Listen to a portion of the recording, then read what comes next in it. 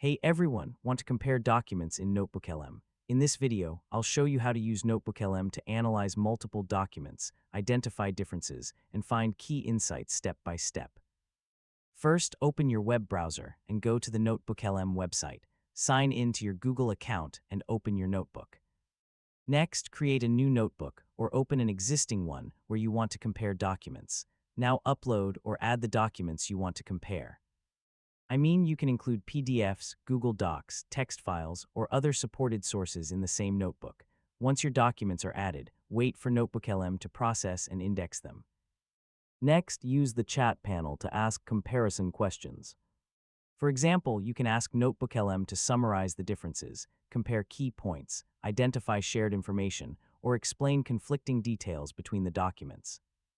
Review the AI-generated response and check the source citations to see which document each answer comes from. If needed, ask follow-up questions to compare specific sections, topics, dates, or facts in greater detail.